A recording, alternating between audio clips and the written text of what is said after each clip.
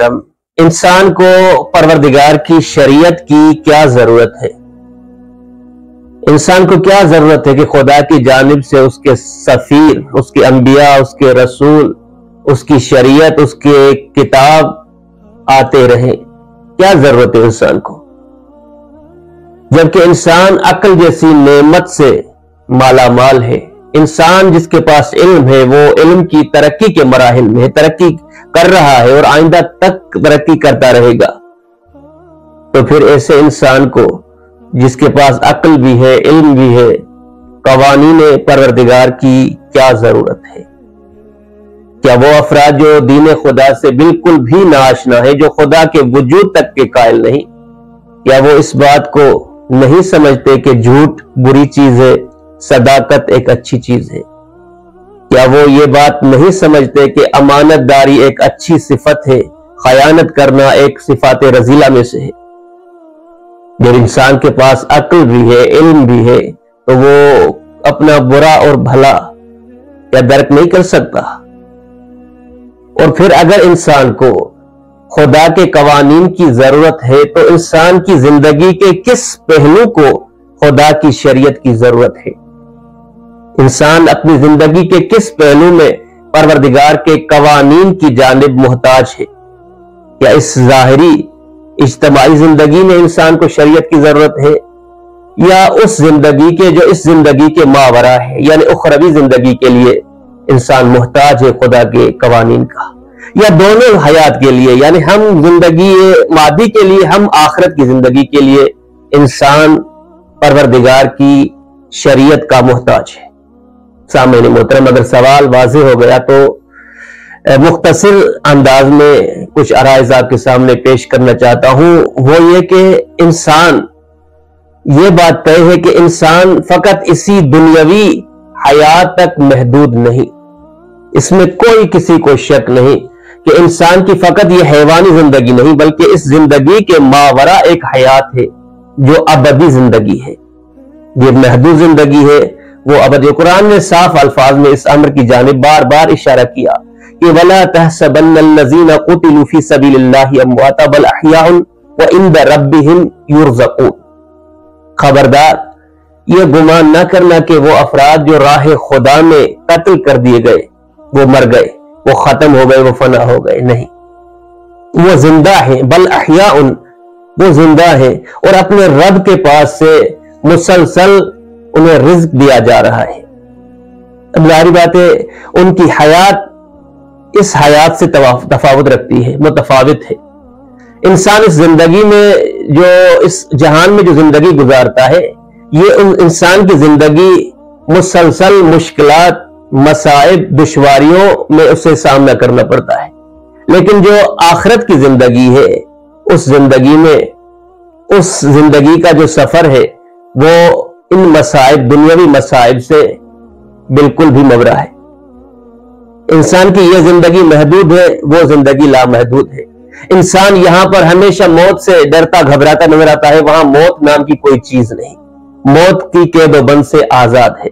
بالکل اسی طرح جس طرح یہ زندگی اس زندگی سے متفاوت ہے، یہ محدود زندگی ہے، وہ لامحدود زندگی ہے۔ یہاں پر بیماریوں، امراض کے خطرات ہیں، وہاں پر ایسی کوئی چیز نہیں۔ بالکل اسی طرح سامعین، جو اس زندگی کا رزق ہے وہ علیحدہ ہے اس زندگی کا، یعنی اس جہان کے جو ماورا زندگی ہے اس کا رزق علیحدہ ہے۔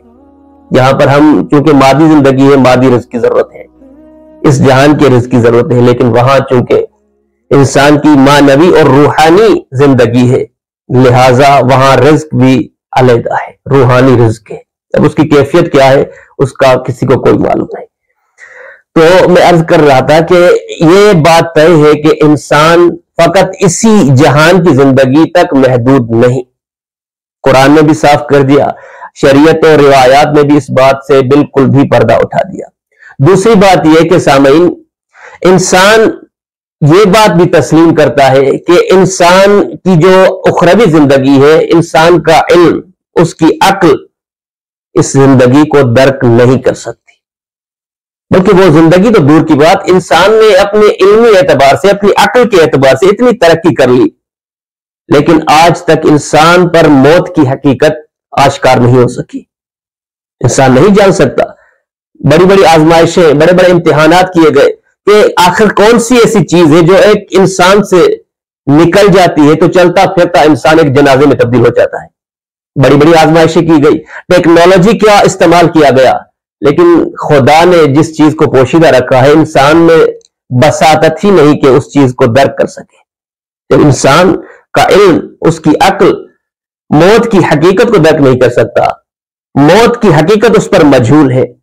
تو وہ زندگی جو اس جہان کے ماورا ہے، وہ حیات جو اس زندگی کے بعد جو ابدی حیات ہے، انسان پر بالکل بھی مجہول ہے. نہ آشنا ہے انسان کہ مرنے کے بعد کیا ہوگا، مرنے کے بعد کون سی حیات ہے، کون سے مراحل ہے. بالکل بھی انسان ان مراحل سے نہ آشنا اور نہ علم ہے.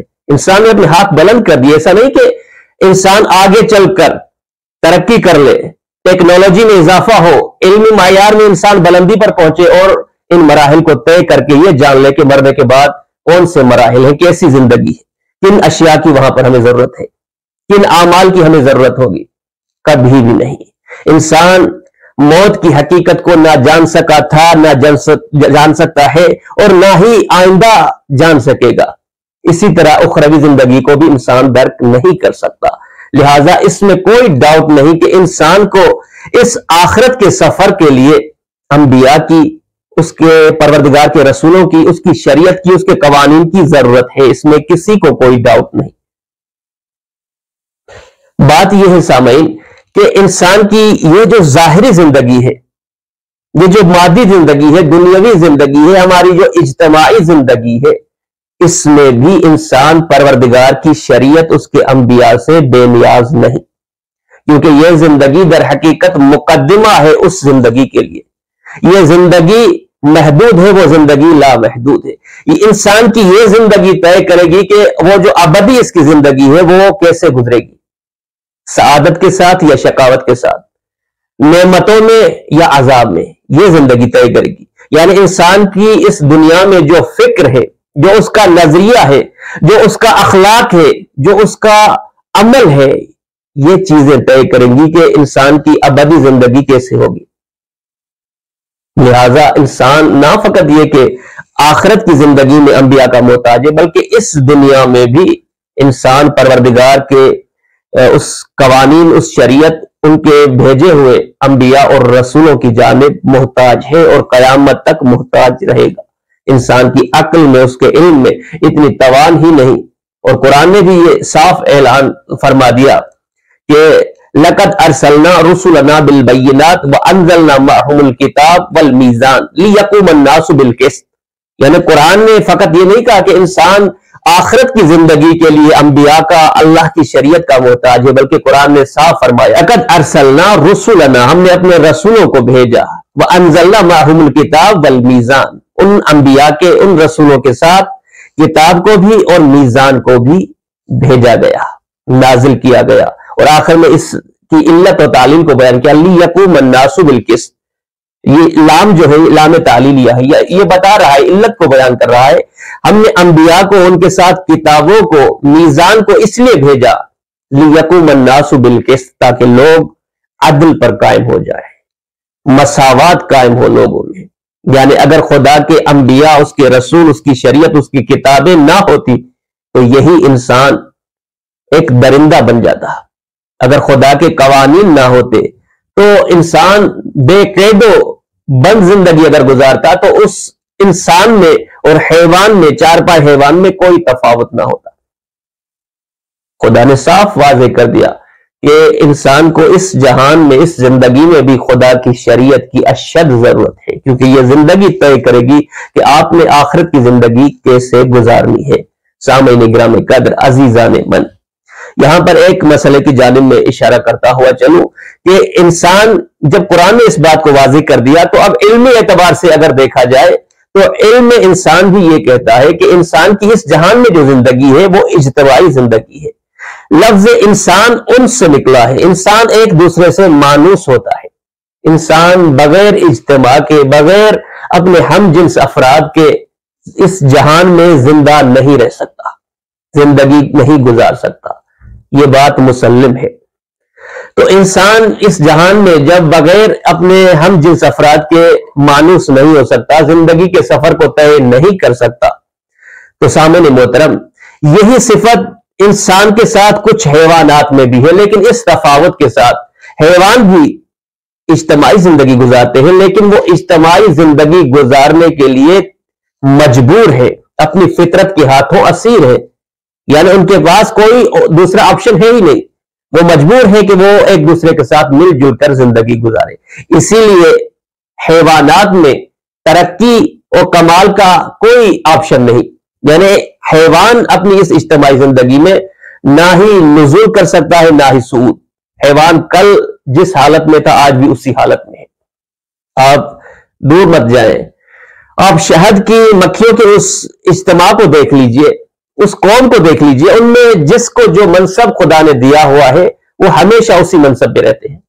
شہد کی مکھیوں میں سے کچھ ایسی ہیں جو ان کی ملکہ انہیں کہا جاتا ہے، یعنی رئیس ہے، جن کی باقیوں پر حکومت ہوتی ہے، اور کچھ ایسی ہیں جو جا کر پھولوں سے رس کو چوس کر اکٹھی کرتی ہے، اور کچھ ایسی ہیں جو ان مکھیوں کو جو پھولوں سے رس لاتی ہے انہیں چیک کرنے پر مابو ہوتی ہے کہ کہیں کسی گندگی سے تو یہ کوئی چیز اٹھا کر نہیں لائی۔ یعنی جس کو جو منصب دیا گیا ہے تا ابد وہ اسی منصب میں رہے گا۔ ایسا نہیں کہ آج جو ملکہ ہے کل اسے زائل کر کے برخاست کر کے کسی دوسرے کو اس کی جگہ پر رکھا جائے، نہیں، یہ قانون فقط انسانوں کے لیے ہے، کیونکہ انسان کے پاس دو چیزیں ہیں، ایک ارادہ، دوسرا اختیار۔ حیوان اگرچہ اجتماعی زندگی گزارتے ہیں لیکن وہ اجتماعی زندگی گزارنے پر مجبور ہے اپنی فطرت کے ہاتھوں، اسیر ہے اپنی فطرت کے ہاتھوں، لیکن انسان بالکل بھی ایسا نہیں۔ اور یہ کمال انسان ہے کہ خدا نے انسان کو آزادی اور اختیار جیسی دو نعمتیں عطا کی۔ خدا نے پہلے اپنی شریعت کے ذریعے سے، احکامات کے ذریعے سے، کتابوں کے ذریعے سے، قوانین کے ذریعے سے یہ بات کلیئر کر دی کہ وہ کون سا راستہ ہے جو خدا تک پہنچتا ہے، وہ کون سا راستہ ہے جو جا کر شیطان تک منتہا ہوتا ہے۔ اس بات کو خدا نے کلیئر کر دیا کہ کس راستے کو طے کر کے تم بہشت تک، جنت تک پہنچ سکتے ہو، اور کس راستے پر چل کر تم دوزخ تک پہنچ سکتے ہو۔ جب اس بات کو خدا نے واضح کر دیا تو پھر خدا نے اعلان فرمایا، اِنَّا هَدَيْنَاهُ السَّبِيلَ إِمَّا شَاكِرًا وَإِمَّا كَفُورًا۔ ہم نے ہدایت کے راستے کو کلیئر کر دیا۔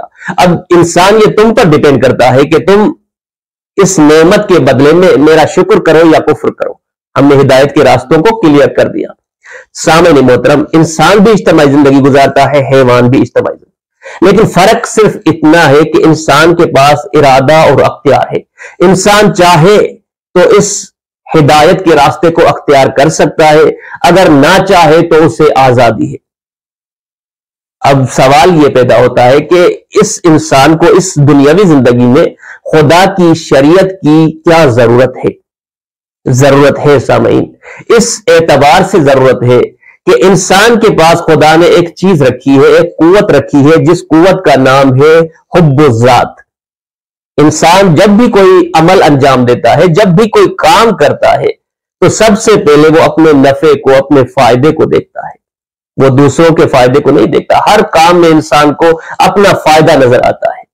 اگر انسان کے لیے شریعت نہ ہوتی، اگر اسی انسان کے لیے خدا کے قوانین نہ ہوتے، تو اس انسان اور اس حیوان میں کیا فرق ہوگا؟ حیوان بھی اسی طرح زندگی گزارتا ہے، حیوان بھی سب سے پہلے اپنا فائدہ دیکھتا ہے، بلکہ حیوان اپنا ہی فائدہ دیکھتا ہے۔ کبھی آپ نے نہیں دیکھا ہوگا کہ کوئی حیوان، کوئی درندہ کسی دوسرے حیوان کی بھوک کو دیکھتے ہوئے، اس کی ضرورت کو دیکھتے ہوئے اپنی غذا اس کے حوالے کر دے، یہ کہتے ہوئے کہ چلو میرا پیٹ بھرا ہوا ہے، یہ میں غذا اسے دے رہا ہوں۔ کبھی بھی نہیں، کبھی بھی نہیں سامعین۔ اور یہی حالت ہوتی انسان کی اگر خدا کی شریعت نہ ہوتی، کیونکہ انسان میں خدا نے ایک چیز رکھی ہے، حب الذات، حب النفس۔ انسان سب سے پہلے اپنا فائدہ دیکھتا ہے۔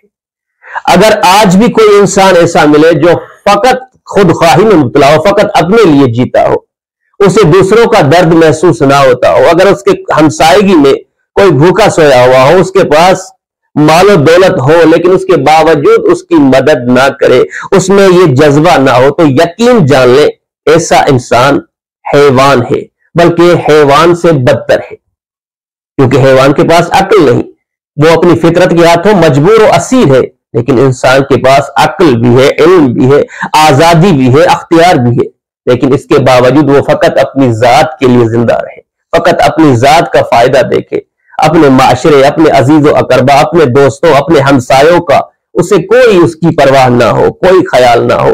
یقین جان لے ایسا انسان حیوان سے بدتر پستر ہے۔ تو انبیاء کی، اس کی شریعت کی انسان کو اس جہان میں اس لیے ضرورت ہے کہ انسان کے پاس حب ذات ہے، وہ اپنا فائدہ دیکھتا ہے۔ اب انبیاء آ کر ایک ایسی نعمت سے انہیں مستفیض کر کے اس حب ذات کی قید سے انسان کو آزاد کرتے ہیں۔ وہ کون سی چیز ہے؟ اس چیز کا نام ہے ایمان۔ اگر انسان کے پاس ایمان کی طاقت ہو تو یہی انسان ایسے مرحلے میں داخل ہوتا ہے کہ اپنا فائدہ نہیں دیکھتا، اپنے لیے نہیں جیتا بلکہ دوسروں کے لیے جیتا ہے۔ ایسا انسان اپنے حق کو دوسروں کی ضرورت پر فدا کر دیتا ہے، قربان کر دیتا ہے۔ کس چیز نے انسان کو اس امر کی جانب متوجہ کروایا؟ اسی ایمان نے، اسی خدا کی شریعت نے۔ تو سامعین محترم، انسان کو دنیا اور آخرت دونوں میں خدا کی شریعت کی ضرورت تھی، ضرورت ہے، اور تا قیامت یہ ضرورت، یہ پیاس